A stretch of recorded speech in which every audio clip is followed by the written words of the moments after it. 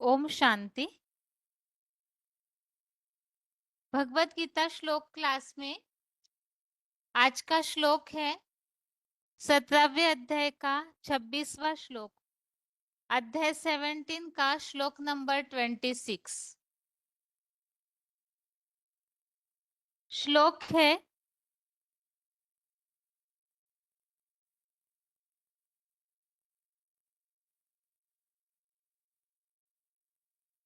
सद्भावे साधु भावे च सदित्ते तत्प्रयुज्यते प्रशस्ते कर्मणि तथा सच शब्दः पार्थ युज्यते।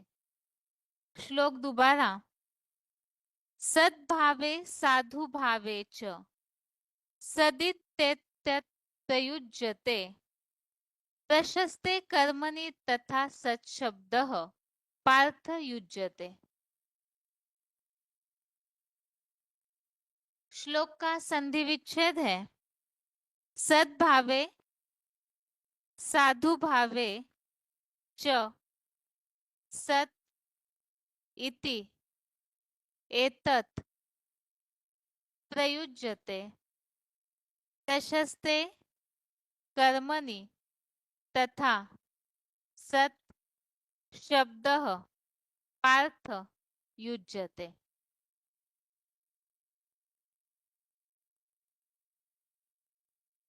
श्लोक का संधि विच्छेद दोबारा। सद्भावे साधु भावे च सत इति एतत् प्रयुज्यते प्रशस्ते कर्मणि तथा सत शब्दः पार्थ युज्यते। शब्दों के अर्थ है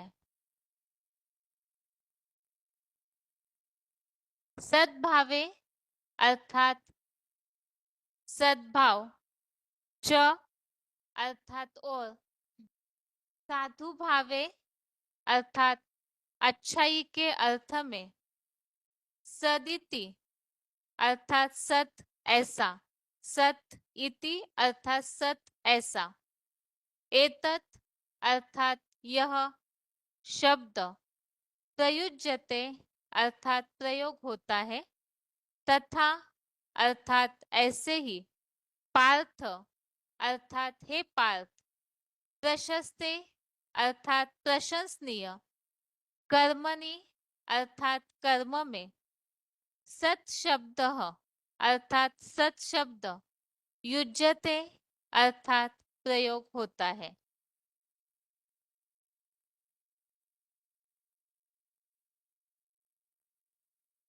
शब्दों के अर्थ दोबारा। सद्भावे अर्थात सद्भाव, च अर्थात और, साधु भावे अर्थात अच्छाई के अर्थ में, सत इति अर्थात सत ऐसा, एतत् अर्थात यह शब्द, प्रयुज्यते अर्थात प्रयोग होता है, तथा अर्थात ऐसे ही, पार्थ अर्थात हे पार्थ, प्रशस्ते कर्मणि अर्थात प्रशंसनीय कर्म में, सत अर्थात सत, शब्दः अर्थात शब्द, युज्यते अर्थात प्रयोग होता है।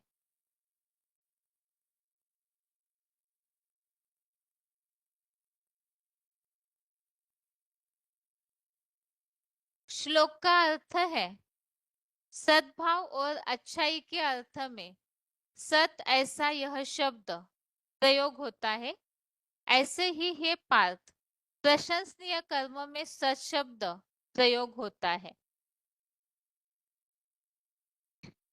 तो शुरू से हम श्लोकों में यहाँ पर बात को समझ रहे थे। ओम तत्सत इति निर्देशो, इसमें जो बताया हुआ है ओम तत्सत, ऐसे 3 प्रकार का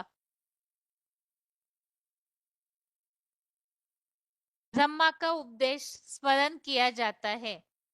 और ओम ऐसे शब्द से यज्ञ की जो भी या भक्ति मार्गीय जो भी क्रिया कर्म है उसकी शुरुआत करते हैं। तो उसमें तत् और सत ये शब्दों का उपयोग किस तरह होता है वो भी बताया। यहाँ पर हमने समझा था तत् सत अर्थात सत्कर्म के लिए बोला है जो यज्ञ कर्म के लिए बताया गया है।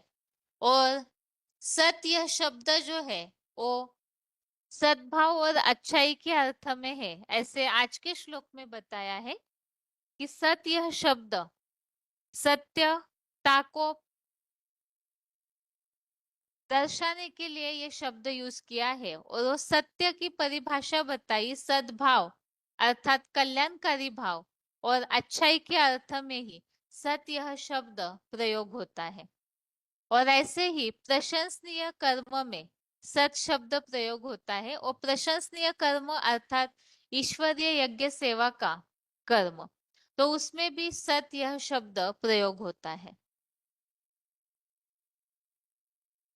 श्लोक का क्लैरिफिकेशन सहित अर्थ है कल्याणकारी सद्भाव और अच्छाई के अर्थ में परम ब्रह्मा मुखवंशियों द्वारा सत ऐसा यह शब्द स्थिर मनसा द्वारा ही प्रयोग होता है। ऐसे ही है पार्थ प्रशंसनीय यज्ञ सेवा कर्म में सत शब्द प्रयोग होता है।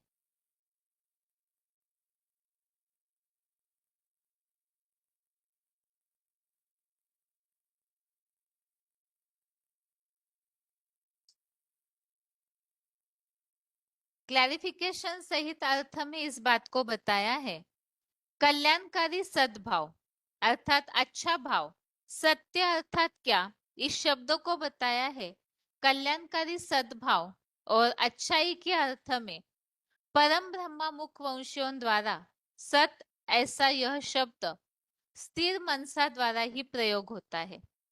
ऐसे ही है पार्थ अलौकिक और प्रशंसनीय यज्ञ सेवा कर्म में सत शब्द ही सत्कर्म के आधार से प्रयोग होता है। तो यज्ञ सेवा को ही हमने समझा था सच्चा कर्म है, श्रेष्ठ कर्म है।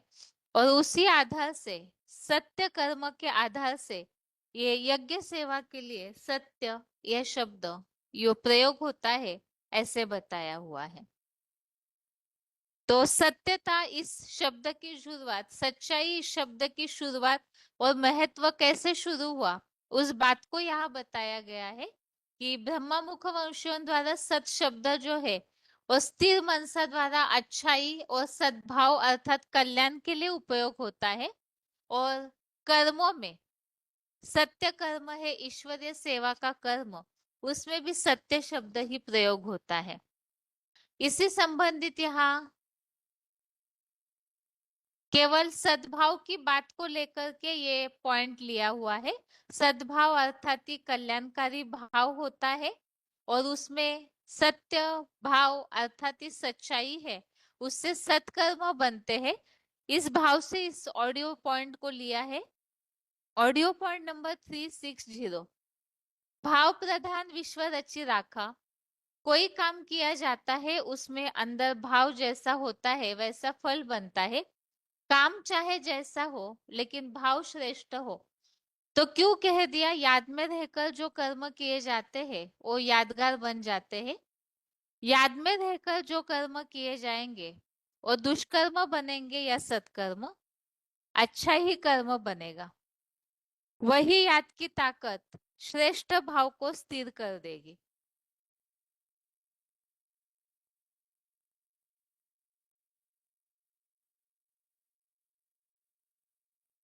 तो यहाँ जो बात आई है स्थिर मनसा द्वारा ये सत्य शब्द प्रयोग होता है। तो सत्य कर्म यहाँ बताया गया है याद में रहकर जो कर्म किए जाते हैं वो सत्कर्म है। और वो स्थिर मन कैसे करेगी तो याद की जो ताकत है वो सद्भाव को श्रेष्ठ भाव को स्थिर मनसा द्वारा ही श्रेष्ठ कर देती है। और अगला पॉइंट है वार्तालाप नंबर 341 डिस्कशन नंबर 341 यहाँ भी सत शब्द किस अर्थ में बताया है, जैसे कल्याणकारी सद्भाव, तो सत्य ही कल्याणकारी भी भाव से उपयोग किया जाता है। इस भाव से इस पॉइंट को लिया है। डिस्कशन नंबर 341, सच्चा होगा तो सुंदर होगा कि कुरूप होगा। जितना ज्यादा सच्चा उतना नच्चा, सच तो बिठो नच, खुशी का पारावार नहीं। लेकिन सत्य को आगे रखा है, पहले सच्चाई हो, फिर कल्याणकारी हो, फिर सुंदर। सुंदरता बड़ी चीज नहीं है, सुंदरता से भी बड़ी चीज कल्याणकारी है, और कल्याणकारी से भी बड़ी चीज सच्चाई है। तो यहाँ पर सत्य ही सुंदर भी होता है और कल्याणकारी भी। तो इसी अर्थ में यहाँ अच्छे भाव के रूप में, जब भी किसी के प्रति अच्छा भाव है, कल्याणकारी भाव है, तो सत्य शब्द उपयोग किया जाता है। इस अर्थ में इस बात को यहाँ समझाया हुआ है। अभी आगे श्लोक का उच्चारण।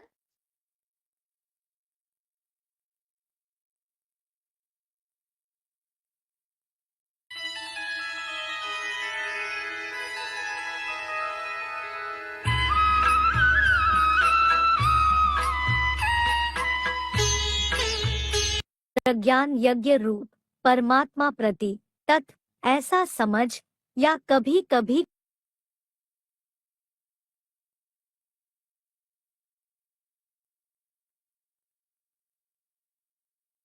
समझ, या कभी कभी कोई कहकर फल को न चाहते हुए मुक्त अर्थात वेदवर्णित एक शिव बाबा की श्रीमत से मौन होकर ही किए जाते हैं।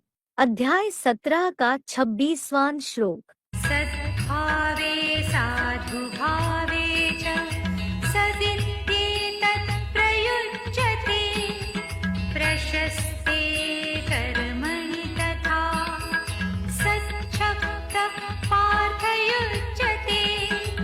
सद्भावे च साधु भावे, सद्भाव और अच्छाई के अर्थ में सदिति एतत् प्रयुज्यते, सत ऐसा यह शब्द प्रयोग होता है, तथा पार्थ प्रशस्ते कर्मणि सत शब्द युज्यते, ऐसे ही है पार्थ प्रशंसनीय कर्म में सत शब्द प्रयोग होता है। सद्भावे च साधु भावे सदिति एतत् प्रयुज्यते, तथा पार्थ प्रशस्ते कर्मणि सत शब्द युज्यते। भावार्थ, कल्याणकारी सद्भाव और अच्छाई के अर्थ में परम्ब्रह्मामुख वंशियों द्वारा सत ऐसा यह शब्द स्थिर मनसा द्वारा ही प्रयोग होता है।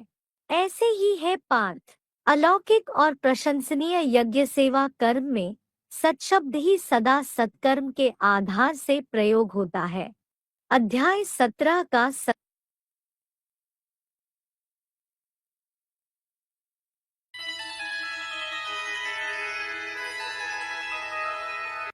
26वां श्लोक। सद्भावे साधु भावे च सदित्येतत् प्रयुज्यते प्रशस्ते कर्मणि तथा सच्छब्दः पार्थयुज्यते।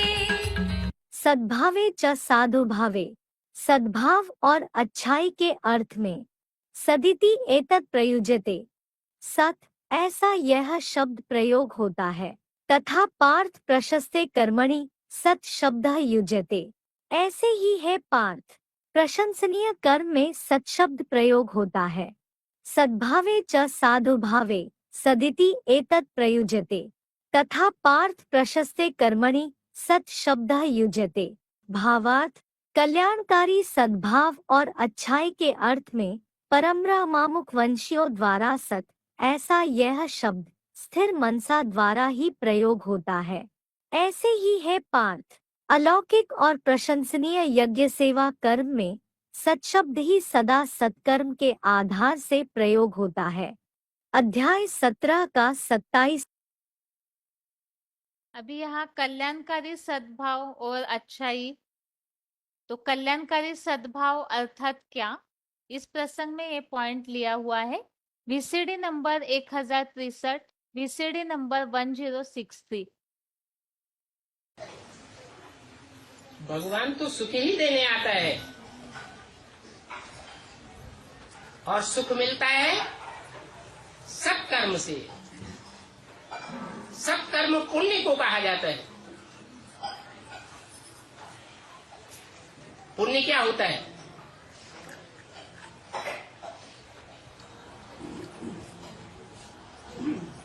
पुण्य किसे कहते हैं? पाप किसे कहते हैं? उसकी साधारण से साधारण परिभाषा क्या है? ऐसा कर्म जिसके रिजल्ट में हमें और दूसरों को भी सदा काल का सुख भासता रहे, वो है पुण्य। और ऐसा कर्म हम करें जिसके रिजल्ट में सदा काल के लिए क्या भासता रहे? दुख भासता रहे, वो है पाप। भगवान पाप करना नहीं सिखाता, दुख देना नहीं सिखाता। उसका तो नारा है, न दुख दो न दुख लो। सुख देंगे तो सुख मिलेगा, दुख देंगे तो दुख मिलेगा। सुख का ही फाउंडेशन डालना चाहिए।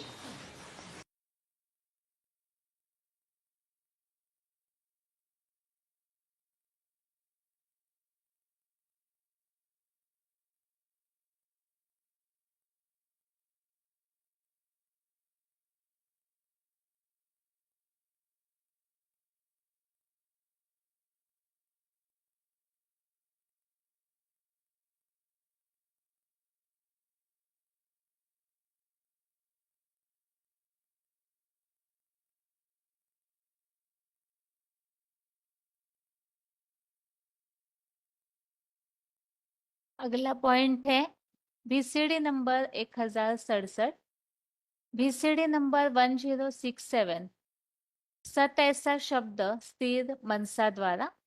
तो इसमें अव्यभिचारी इंद्रिया जैसे होती है वैसे मन स्थिर होता जाता है और उस स्थिर मन से ही सत्य कर्म होते हैं, इस बात को स्पष्ट किया हुआ है। सतो प्रधान आत्मा कैसे संकल्प करेगी? खुद को भी सुखदायी और दूसरों के लिए भी सुखदायी संकल्प करेगी। सिर्फ संकल्प ही नहीं, दृष्टि भी कैसी होगी? दृष्टि भी सुखदायी होगी, दुखदायी दृष्टि नहीं होगी। बुरे विचारों वाली व्यभिचारी दृष्टि नहीं होगी, दृष्टि भी अव्यभिचारी बन जाएगी। और कर्मेंद्रिया भी शीतल बन जाएंगी, उनमें व्यभिचार नहीं पैदा हो सकता। अब व्यभिचारी इंद्रियां बन जा, सुखदायी इंद्रियां बन जाएंगी, दुखदायी इंद्रियां नहीं रहेंगी। तो तुम जानते हो कि इन लक्ष्मी नारायण ने राज्य कैसे लिया है? कैसे लिया? क्या किया? अपनी मन बुद्धि रूपी आत्मा को सतो प्रधान बनाया। सत संकल्प, सत्य वाणी, सत्य दृष्टि और सत्य कर्म,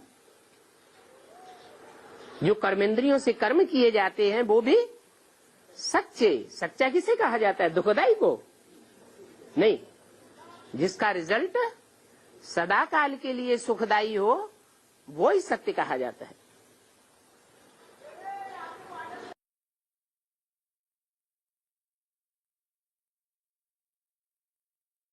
तो यहाँ हमने इस श्लोक में समझा है कि सत्य शब्द का जो प्रयोग है वो सद्भाव और अच्छाई के अर्थ में कल्याणकारी भाव के लिए प्रयोग करना शुरू हो जाता है।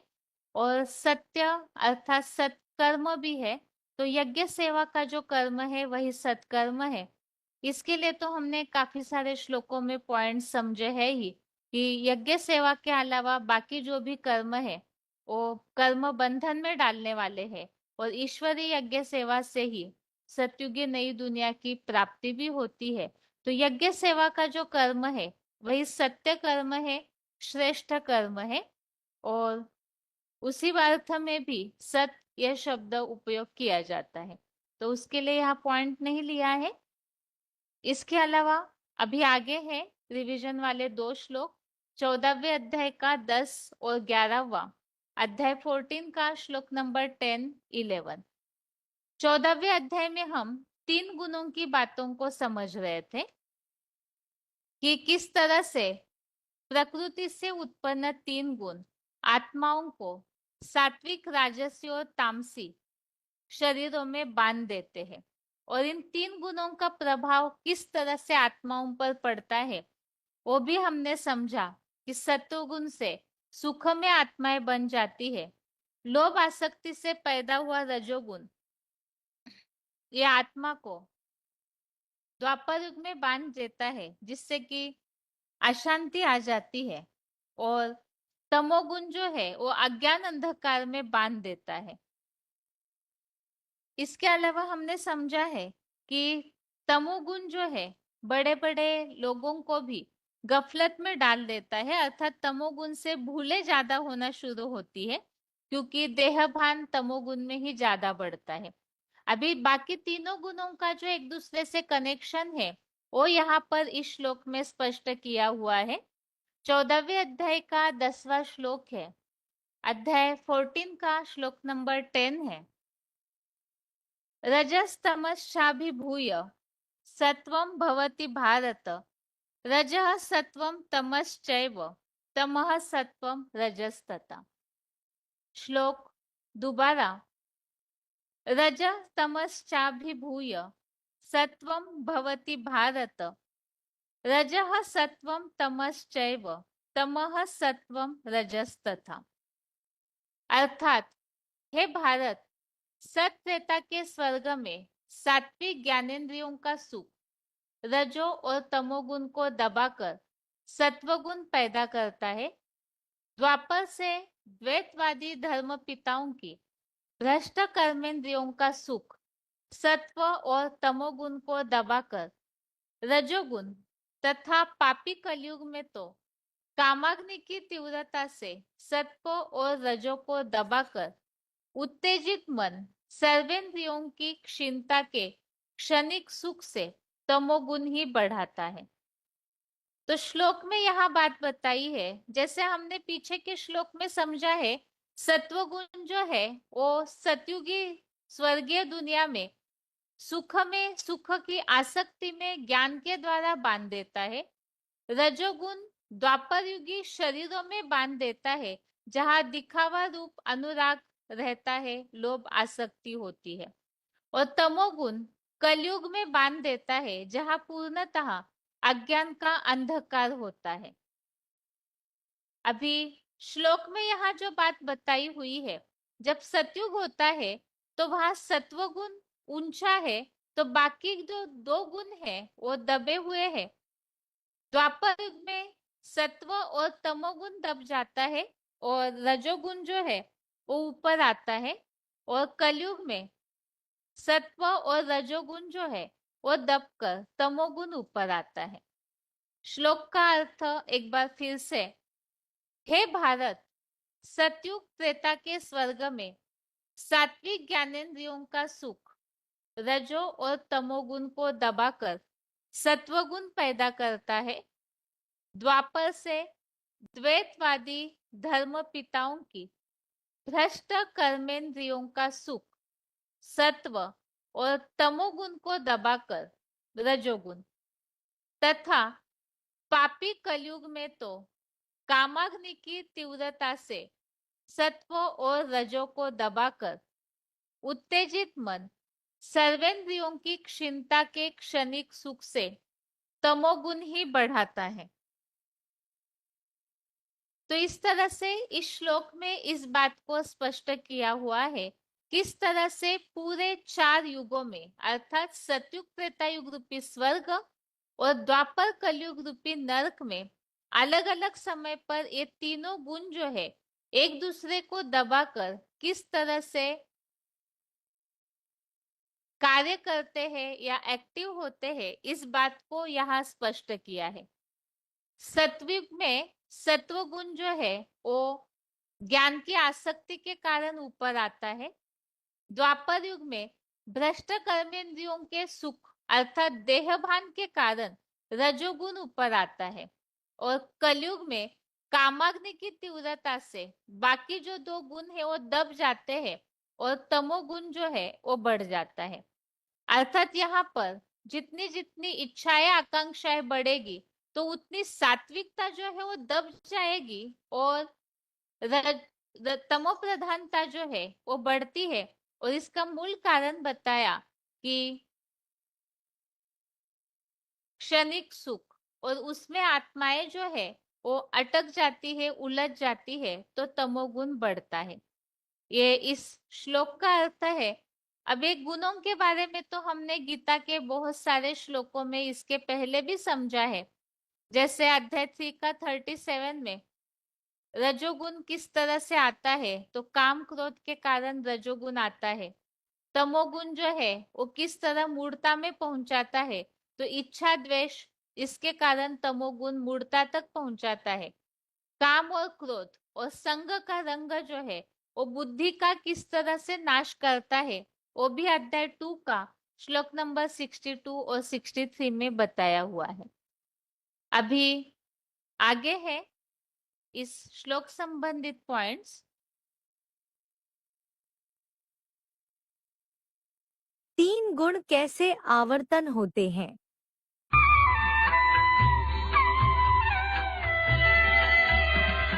रजस्तमश्चाभिभूय सत्त्वं भवति भारत। रजः सत्त्वं तमश्चैव तमः सत्त्वं रजस्तथा। हे भारत, सत्युग त्रेता के स्वर्ग में सात्विक ज्ञानेंद्रियों का सुख रजो और तमोगुण को दबाकर सत्वगुण पैदा करता है। द्वापर से द्वैतवादी धर्मपिताओं की भ्रष्ट कर्मेंद्रिय का सुख सत्व और तमोगुण को दबाकर रजोगुण तथा पापी कलयुग में तो कामाग्नि की तीव्रता से सत्व और रजो को दबाकर उत्तेजित मन सर्वेंद्रियों की क्षीणता के क्षणिक सुख से तमोगुण ही बढ़ाता है। जब इस सृष्टि में आत्मा आती है, वार्तालाप नंबर 1527, डिस्कशन नंबर 1527, 12 मिनट्स के बाद से लिया हुआ पॉइंट। तो इस सृष्टि में ही 3 गुणों से बंधी हुई होती है। जब सत्व गुण प्रधान होता है तो सतयुग होता है। सत्व गुण रजोगुण और तमोगुण को दबाए देता है, तो सतो प्रधान दुनिया होती है। जब दुनिया में रजोगुण प्रधान होता है तो सत्वगुण को दबाए देता है, तमोगुण को दबाए देता है, तब रजोगुणी द्वापर युगी दुनिया होती है। फिर जब तमोगुण प्रधान होता है तो रजोगुण को और सतोगुण को दबाए देता है, फिर तमो प्रधान दुनिया कही जाती है। ये 3 गुण हैं। दुनिया की हर चीज 3 गुणों से युक्त है, चाहे चैतन्य हो और चाहे जड़ हो। स्वर्ग में सात्विक ज्ञानेंद्रियों का सुख। तो बता तो दिया, हो ये काम। ये वार्तालाप नंबर 631, डिस्कशन नंबर 631। अनंग, अनंग माने सत्युग में देवी देवताओं को वो अंग होगा ही नहीं। जो काम की मार मारने वाला अंग है वो अंग ही नहीं होगा, लेकिन वो अंग सर्वथा नष्ट हो जाएगा। क्या सृष्टि पैदा नहीं होगी? क्या सृष्टि तो होगी, परंतु सात्विक स्टेज में होगी। आंखों में वो कामना शक्ति पैदा हो जाती है, परंतु वो कामना शक्ति अव्यभिचारी होती है। राधा की दृष्टि कृष्ण में ही डूबती है, कृष्ण की दृष्टि राधा में ही डूबती है। इतनी सात्विक स्टेज हो जाती है।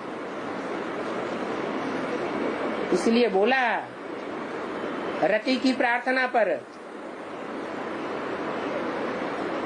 कि कामदेव कोई न कोई रूप में रहेगा तो, लेकिन अनंग रूप में होगा, अंग काम नहीं करेगा।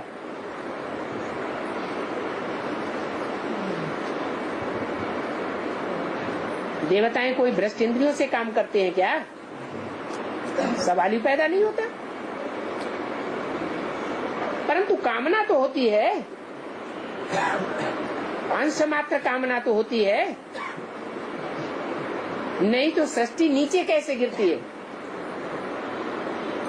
सत्युग में दो कलाएं कैसे कम हो जाती हैं?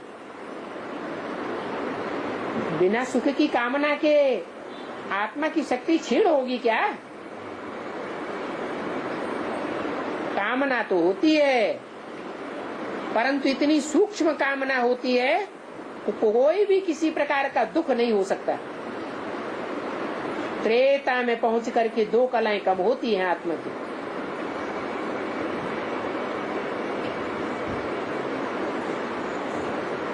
तब कामना बाहुपास तक पहुंचती है, श्रेष्ठ इंद्रियों से नीचे उतर जाती है। फिर भी श्रेष्ठाचारी कहेंगे। द्वापर से द्वैतवादी धर्म पिताओं की भ्रष्ट कर्मेंद्रिय का सुख। द्वैतवादी द्वापर युग से है। VCD number 2919, VCD number 2919, 42 minutes के बाद से लिया हुआ पॉइंट। जो कर्म इंद्रिय कर्म करने वाले जो हैं, धर्म पिताएं आते हैं कि भाई कर्म करो, है याद फ्याद कुछ भी नहीं चलता है, ये ज्ञान फ्यान कुछ भी नहीं है, जो हम सुनाते हैं सो ही सुनो, ऐसे करती है ना। तो बताया कि वहां पर वो बात खत्म हो जाती है द्वैतवादी धर्म पिताओं के आने के कारण। तो ये काम इंद्रिय का विकार शुरू होता है, तो ये अंग अनंग रहता है कि अंग देखने में आता है? अंग होता है ना। कलयुग में क्षणिक सुख। अभी तो ये कलयुग का अंत समय चल VCD नंबर 172, VCD नंबर 172। रहा है। इसमें सारे ही शरीर तमो प्रधान हो चुके हैं। शरीर में सात्विकता होती है तो शक्ति होती है। शरीर के 5 तत्व तो तामसी बन जाते हैं, तो तामसी होने के कारण क्षणभंगुर सुख रह जाता है। और जो क्षणभंगुर सुख है वो कागविष्टा समान कहा गया। और ये तो है लास्ट जन्म। इस आखिरी जन्म में सुख अंश मात्र रह जाता है, बाकी सारा रिजल्ट में दुखी ही मिलता है ही सारी दुनिया पतित, तो सुख कहां से आएगा?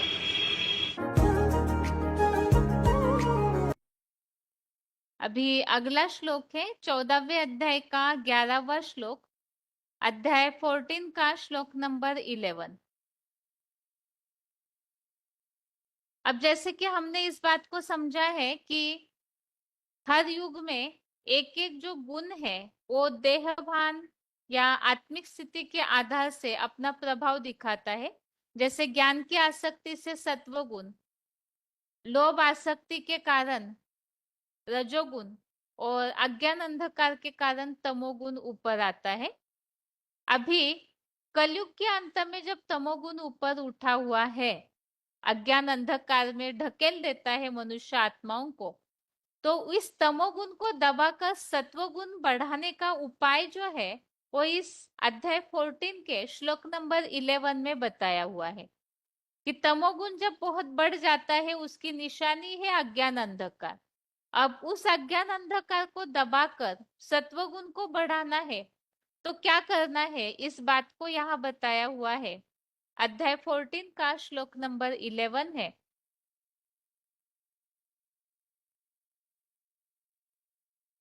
सर्वद्वारेषु देहेस्मिन् प्रकाश उपजायते ज्ञानम यदा तदा विद्यात् विवृद्धम सत्वम इति उत। श्लोक दोबारा। सर्वद्वारेषु देहेस्मिन् प्रकाश उपजायते ज्ञानम यदा तदा विद्यात् विवृद्धम सत्वम इति उत।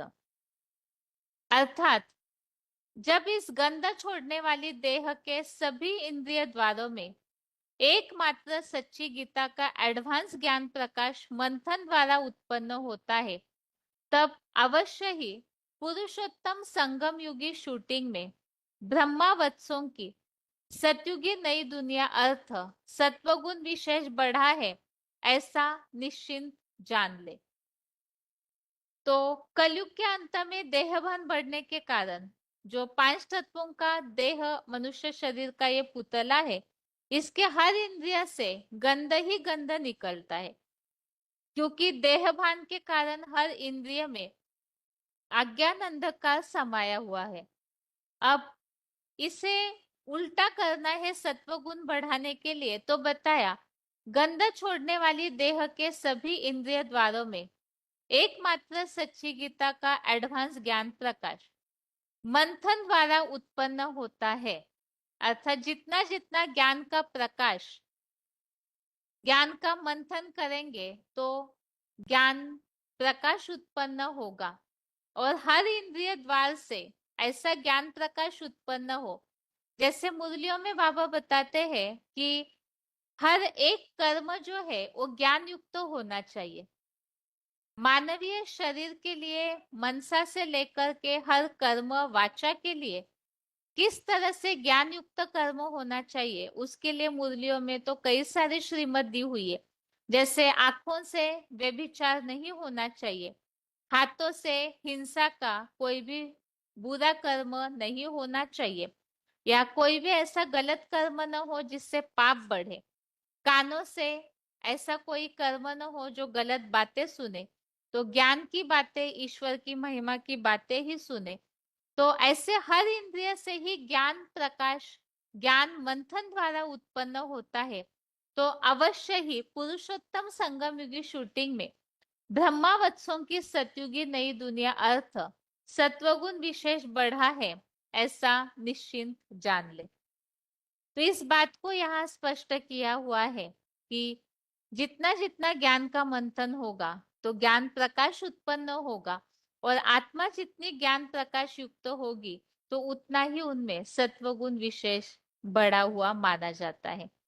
तो तमोगुण से सत्वगुण लाने का उपाय बताया है ईश्वरीय ज्ञान का मंथन और हर इंद्रिय से ज्ञान युक्त कर्म करना। तो सत्वगुण बढ़ता है, ऐसे इस श्लोक में बताया हुआ है।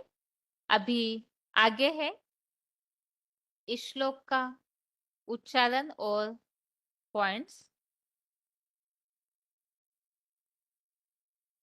सत्वगुण बढ़ने की निशानी।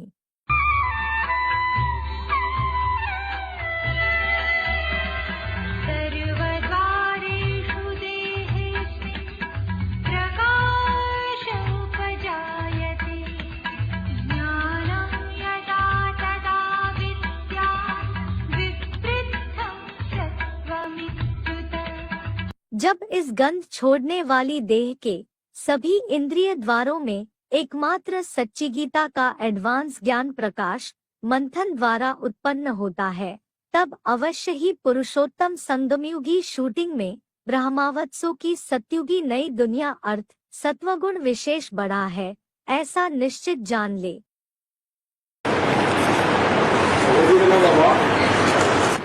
जब इस शरीर के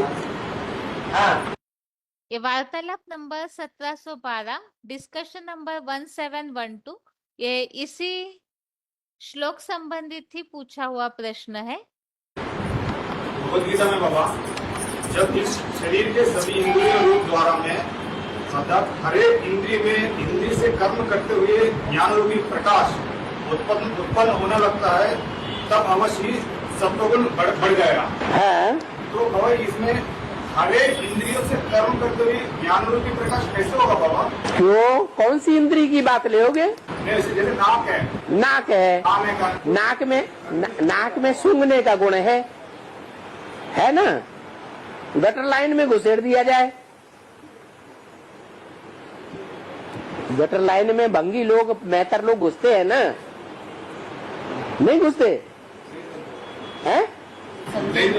गटर लाइन होती है ना, जिसमें गटर जाता है सड़क के अंदर, घरों की गटर जाती है, उस गटर लाइन को साफ करने वाले मेहतर होते हैं ना, उनको कितनी बदबू आती होगी, लेकिन उनको बदबू महसूस ही नहीं होगी, इतनी ज्ञान में, इतनी याद में, गहरी याद में भरे हुए होंगे।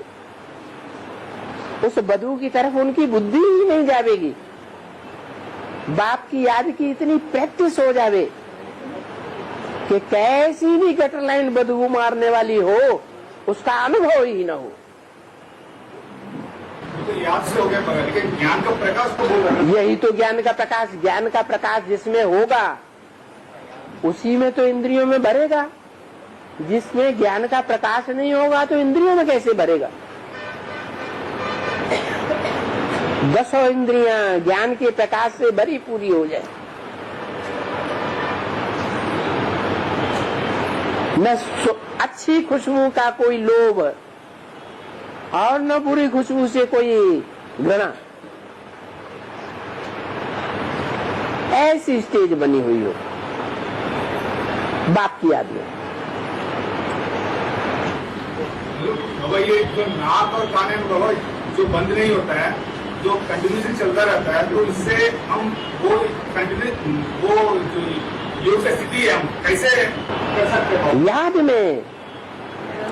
याद में जैसे आशिक माशूक का दिखाया, बताया कि रास्ते में जा रहा है अपनी माशूका की याद में, और उससे पूछा गया तुमने आंखों से क्या देखा? तो कहता मैंने किसी को नहीं देखा, आंखें तो खुली हुई थी, नहीं तो रास्ता कैसे चल रहा था? रास्ता भूल तो नहीं गया ना? तो आंखें खुली होते हुए उसने किसी को क्यों नहीं देखा? इसका राज क्या है? बोलो ना। जो ध्यान है, जो मन है, वो दूसरी जगह लगा हुआ था, ऐसी जगह लगा हुआ था जहां उसका लगाव लग चुका। तो ऐसा ज्ञान बुद्धि में भर जाए, उस देने वाले परमपिता परमात्मा की प्रति इतना लगाव भर जाए कि इतना सुख, अतीन्द्रिय सुख हमको कोई दुनिया में और दे ही नहीं सकता। सभी इंद्रिय द्वारों द्वारा गंध छोड़ने वाली देह। कपड़ा पे VCD नंबर 2148, VCD नंबर 2148। पहनते पहनते सड़ जाता है, तो ये भक्ति मार्ग में अभी समय में तुम्हारा कपड़ा बिल्कुल सड़ गया।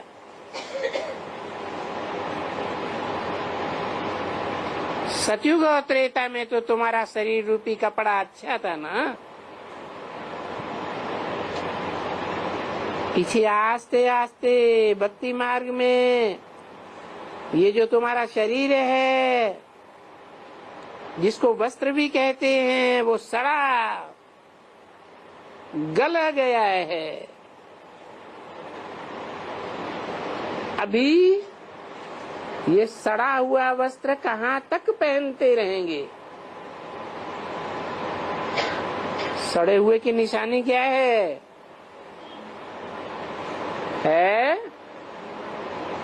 अरे जोर से बोलो। है? सड़े की निशानी है? अरे सड़े की निशानी ही पता नहीं।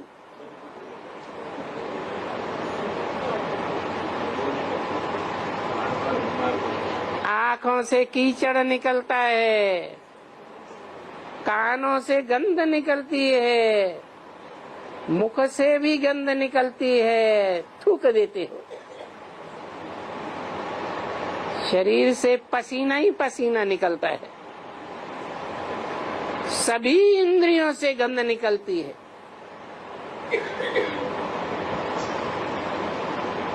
तो अंदर गंध भरा हुआ है ना। कोई चीज सड़ती है तो उसमें से बास आती है। इसलिए बाप कहते हैं कि बच्चे, ये जो भक्ति है इससे तो तुम्हारी दुर्गति हो रही है। ज्ञान प्रकाश मंथन द्वारा उत्पन्न होता है। जैसे लक्ष्मी नारायण के चित्र में देखो, VCD नंबर 2370, VCD नंबर 2370। ज्ञान प्रकाश के वाइब्रेशन में है, ज्ञान प्रकाश की दुनिया में है कि भौतिकवादी दुनिया में है। पंचभूतों की दुनिया उनके दिमाग में काम नहीं कर रही है। उनका दिमाग, उनकी मन बुद्धि रूपी आत्मा आत्मिक मनन चिंतन में है, सृष्टि के आदि मध्य अंत के मनन चिंतन में है। आत्मा के 84 पार्ट कैसे चलेंगे, वो आत्मा अपने पार्ट के मनन चिंतन में है, अपने परिवार के भांतियों के पार्ट के मनन चिंतन में है। क्योंकि मनुष्य सृष्टि का बाप है, तो बाप बच्चों के जीवन की सारी एक्टिविटी को जानता है। वो सारी मनुष्य सृष्टि का बाप। तो उसका वाइब्रेशन सुख का वाइब्रेशन है, ज्ञान का प्रकाश का वाइब्रेशन है, या अंधकार का वाइब्रेशन है। अंधकार में आत्मा ठोकर खाती है, दुखी होती है, या रोशनी में ठोकरें खाती है। अंधकार में ठोकरें खाती है, प्रकाश में, ज्ञान प्रकाश में ठोकरें खाने की बात ही नहीं।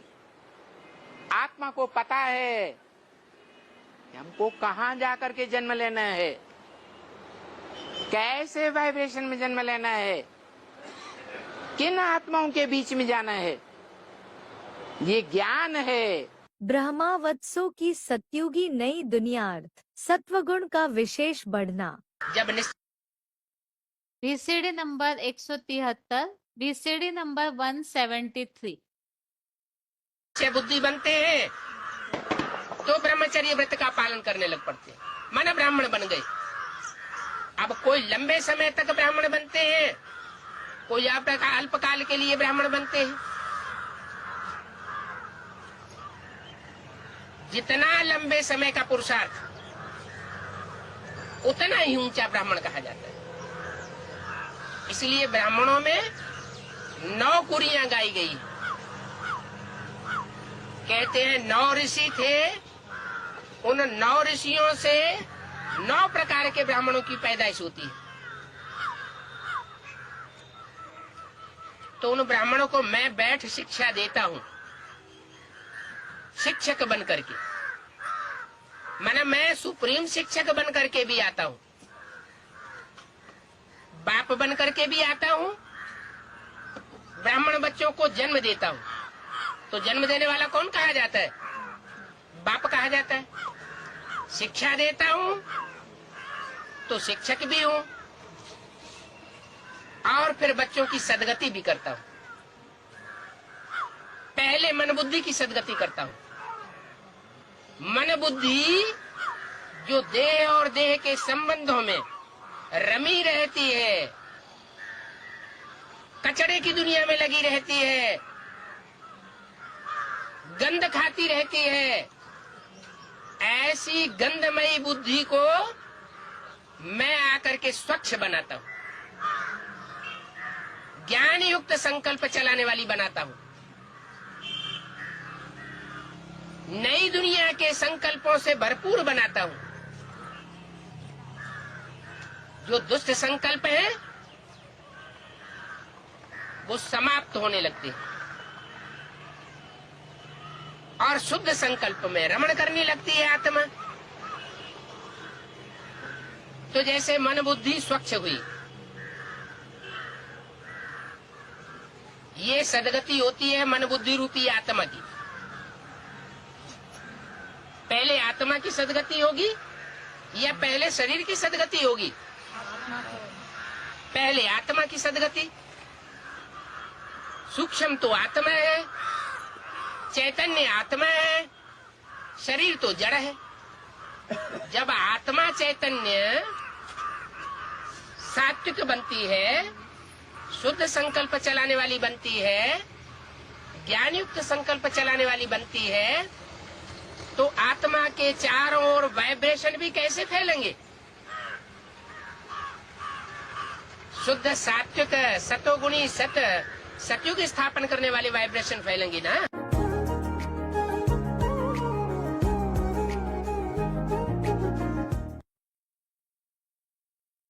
तो इस तरह से 14वें अध्याय के 10 और 11 इन दोनों श्लोकों में हमने किस तरह से ये 3 गुणों का प्रभाव है वो समझा है कि सात्विक अवस्था में रजोगुण और तमोगुण दब जाता है।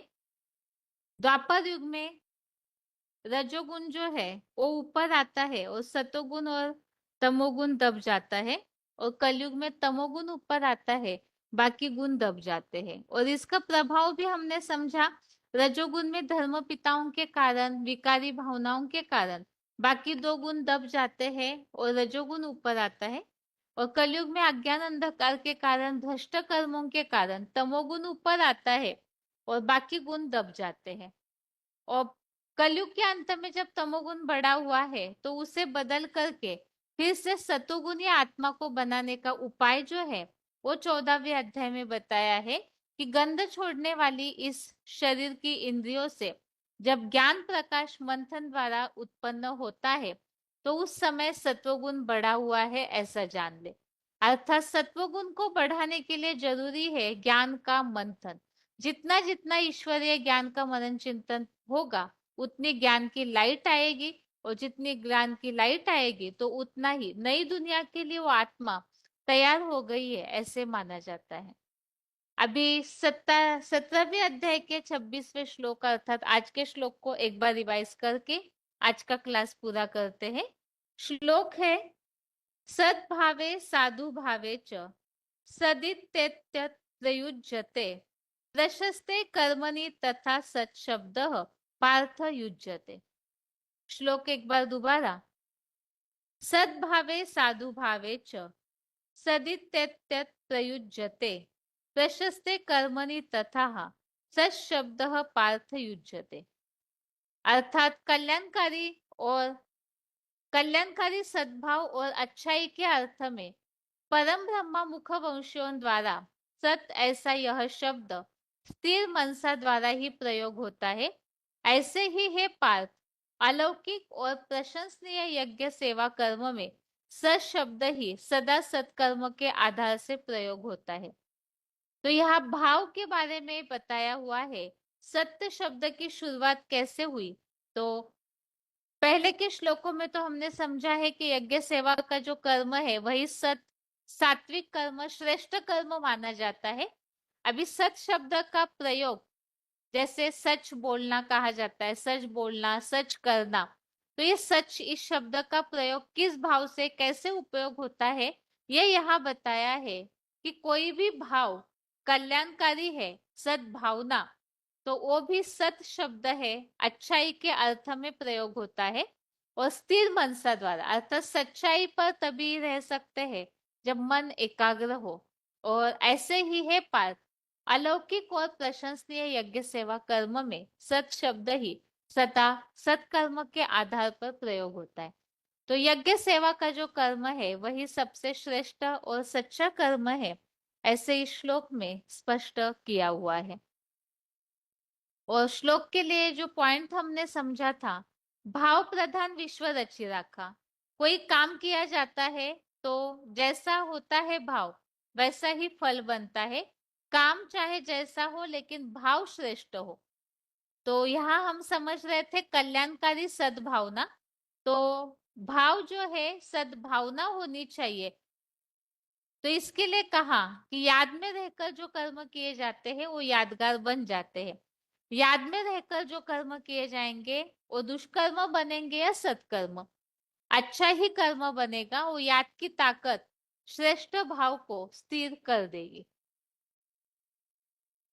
तो इस तरह से आज के क्लास में 3 श्लोकों को हमने समझा है। 14वें अध्याय के 10 और 11वें श्लोक को और 17वें अध्याय के 26 नंबर श्लोक को। इसके साथ ही आज के लिए गीता क्लास यहाँ ही पूरा करते हैं। ओम शांति।